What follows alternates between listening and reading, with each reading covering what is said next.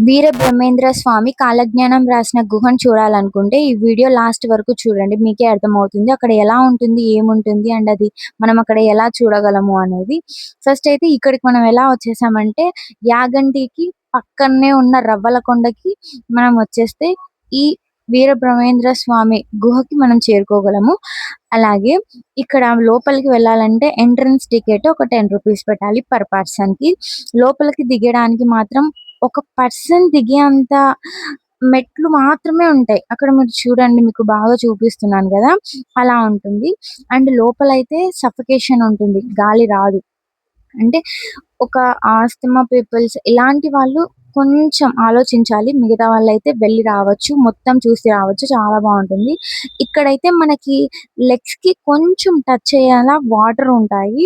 Water కూడా అసలు ఇక్కడ ఈ ప్లేస్‌లో వాటర్ ఉండడం అనేది చాలా అంటే చాలా ఆశ్చర్యకరమైన విషయము.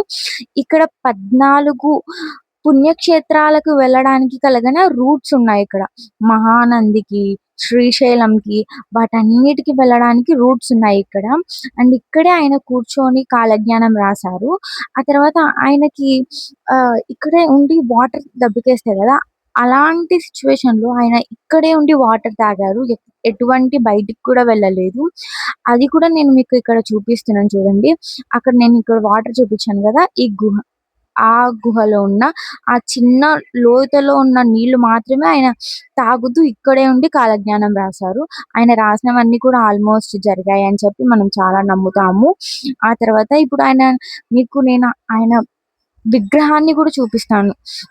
అసలు అక్కడ ఉండి కూడా అక్కడ ఆ ప్లేస్‌లో ఉండి కూడా పూజలు చేస్తున్నారంటే చాలా గ్రేట్. అక్కడ ఒక్కొక్క స్టోన్‌ని కూడా చూడండి, మీకు రూట్స్ ఉన్నాయి. ఆ స్టోన్ మీద ప్రతి ఒక్క ప్లేస్ మెన్షన్ ఉంటుంది. అండ్ ఇదైతే వీరబ్రహ్మేంద్ర స్వామి విగ్రహము.